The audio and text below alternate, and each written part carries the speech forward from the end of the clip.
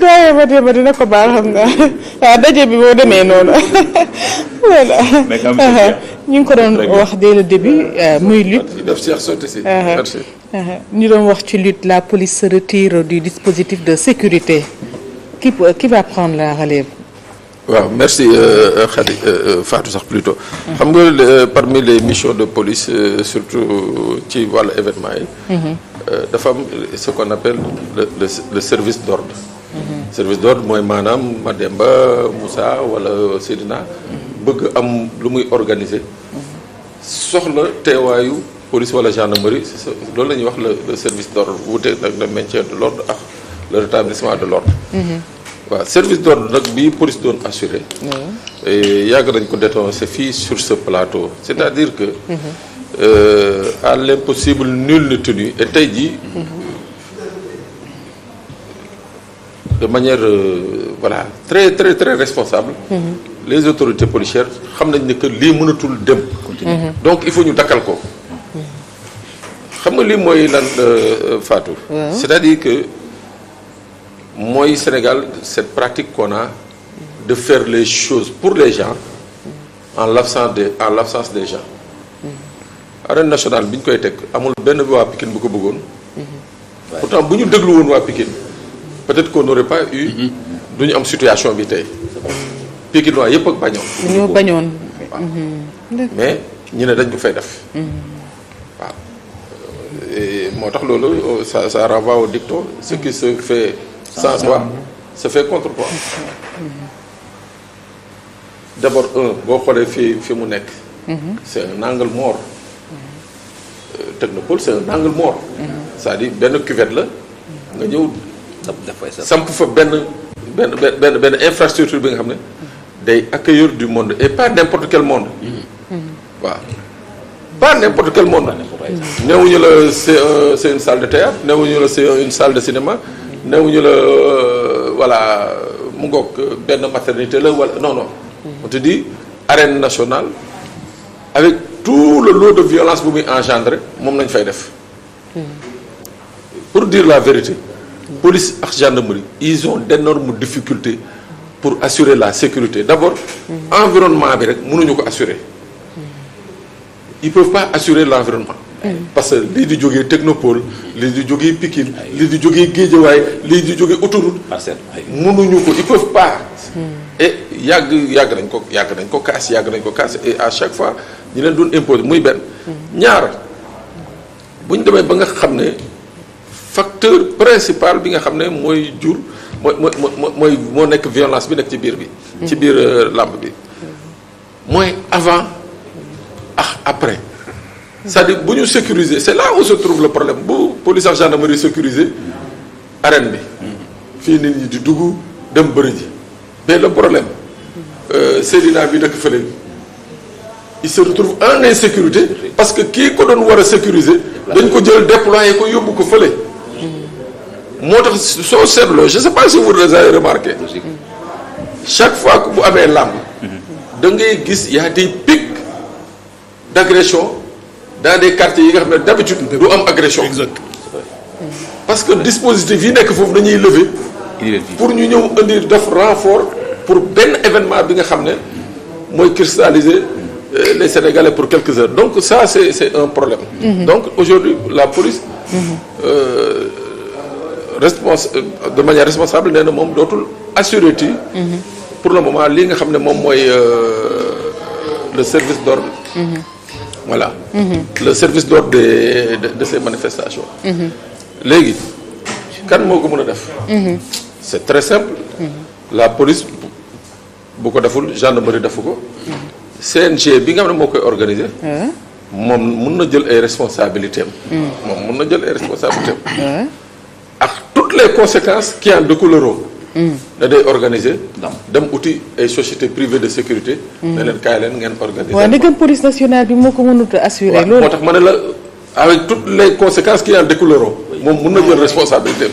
organiser ko boppam. waaw nee man danaa dem louer ji ay sociétés privées. ñu ñëw gérer ma lamb bi mais conséquence bi mooy lépp lu ci munti am mooy que CNG bi mooy le premier responsable. Exact.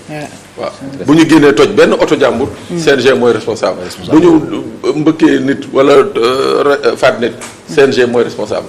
donc loolu mooy nekk moo nekk l'autre partie bi nga xam ne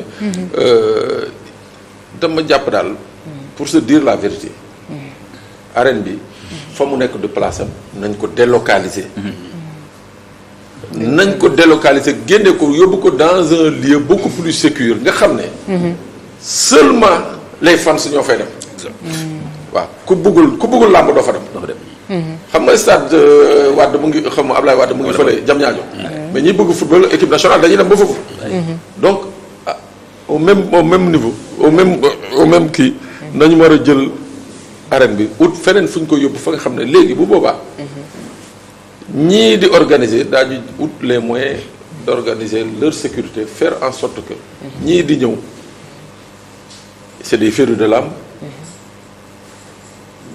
duñu tere Fatou vaquer à ses occupations duñu tere les riverains de la génn këram Aïcha Diakhaté sunu naataango bi fi nekk mais loolu nee na 24 heures avant comme dootoo génnati sa kër c'est-à-dire lépp ngay dem jëndi toog sa biir kër dootoo génnati waaw soo moytu sax ñu fekk la sa biir kër mais ce n'est plus du sport ça donc aujourd'hui moi je trouve que la décision de la police c'est une décision tout à fait responsable et ci loolu tamit j'attends de la gendarmerie ñu jël la même décision waaw parce que il faut pas encourager parce que dafa am un cycle de violence bi nga xam ne lutte bi da koy engendrer avant les combats c'est-à-dire buñ ne rek Seydina ak Pape Sarr dañuy bëri parce que boo xoolee feeñoon na ci seen premier face à face ñoom ñaari mbëri moom laa la buñ ne Pape Sarr jot nañ fexe xeex bu métti ñoom buñ ne Pape Sarr ak Seydina dañuy bëri problème yi commencé na c'est-à-dire buñ ne dañuy bëri rek problème yi commencé na entre les deux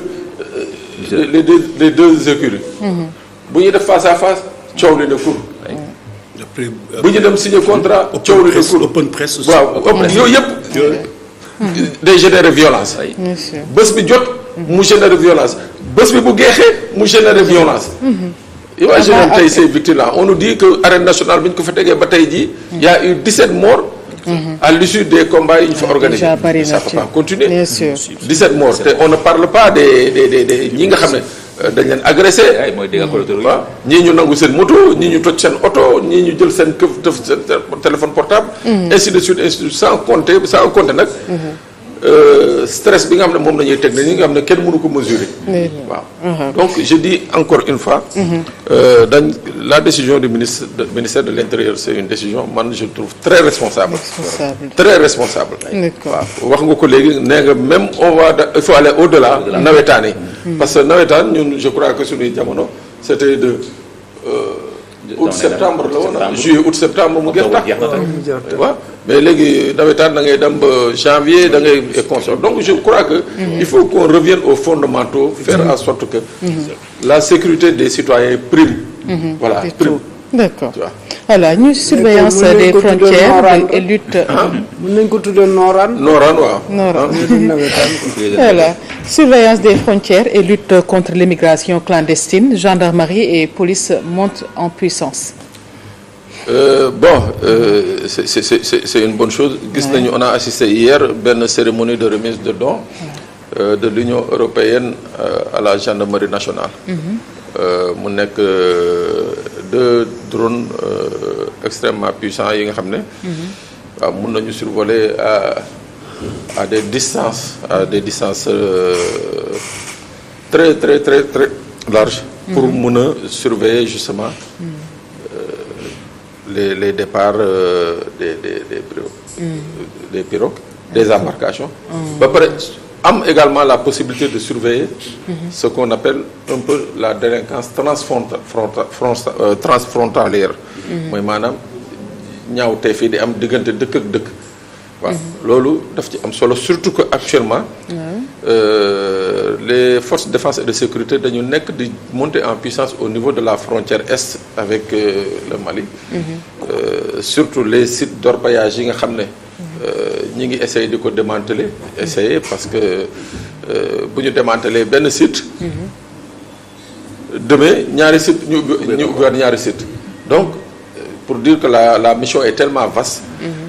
Avec ce type de matériel bi nga xam ne moom la gendarmerie recevoir des mains de l'Union européenne. Il y a un don de 450 millions récemment bu États-Unis octroyé woon également à la gendarmerie. Donc dana concourir bu baax a baax a baax a baax sur d'abord la lutte contre la criminalité transfrontalière parce que bokk na ci li nga xam ne moo gën a sonal Sénégal la bokk na ci li nga xam ne moo gën a sonal Sénégal parce que day permettre une circulation des armes te boo xoolee dëkk yu ñu wër pratiquement insécurité bi fa nekk circulation des armes dafa yomb donc ñun si on a une frontière qui continue d'être poreuse mooy que armes yi day continuer di circuler di dugg ba biir Sénégal on va plus se limiter à une délinquance ou à une criminalité urbaine mooy lu ñu xam ni agression wala sàcc téléphone wala sàcc kii mais on va se retrouver avec des systèmes de braquage comme yi ñu gis fan yi rue hôtel rue Baobab ak yeneen ak yeneen c'est-à-dire une délinquance une criminalité bi nga xam ne day jël des proportions beaucoup plus inquiétantes et loolu pour ñu mën ci prévenir il faut que mel ni police wala gendarmerie mën a am déjà des dispositifs au niveau des frontières mën a déjà arrêter nit ñi au niveau des frontières balaa ñoo dugg ci fii parce que pratiquement soo ko xoolee les plus grands gangs qui se sont formés au Sénégal les gangs les plus violents la bande à l'agro la bande à la Kalachnikov bande yooyu yëpp soo ko xoolee seeni chef c'était pas des Sénégalais waaw ay dëkkandoo nañu woon waaw yi nga xam ne dugg nañu Sénégal gis la fragilité des dispositifs ils en ont profité ce sont les bandes les plus violentes dans l'histoire criminelle du Sénégal les deux bandes là boo ko xoolee ñi leen jiite woon c'était pas des Sénégalais boo xoolee avec l'histoire nga raconter lire les procès-verbaux da nga gis que même acquisition d'armes yi c'est des armes yi nga xam ne ñu ngi ko acquérir à l'étranger kii hors du Sénégal dugal ko fii donc loolu dafa am solo trop ce type de matériel maintenant dans le cadre de la surveillance au-delà de la gendarmerie la police de l'air et des frontières xam nga souvent malheureusement dans nos États on aime bien créer des structures sans pour autant mettre les moyens mais il faut saluer aussi l'engagement du ministre de l'Intérieur et du directeur général de la police qui ont mis énormément de moyens pour que la direction de la police de l'air et des frontières puisse mener à bien ses missions. En quoi? Xam nga bu ñu ne la police de l'air et des frontières elles sont terrestres elles sont maritimes elles sont aériennes donc tey jii mais soo xoolee DEPAF la mu amoon rek mooy frontière terrestre daanaka le moyens yi mu amoon ça se limite aux frontières terrestres mais là il est nécessaire et je crois que le président de la République va le faire et aller beaucoup plus loin doter li nga xam ne mooy DEPAF de moyens fluviaux mooy maanaam mën a def ay patrouilles maritimes s'il le faut même des moyens aériens su mënee nekk ay de petits ULM yi nga xam ne dana leen permettre ñu survoler les frontières et les zones de départ parce que loolu dafay participer encore une fois soo xoolee par exemple je donne un exemple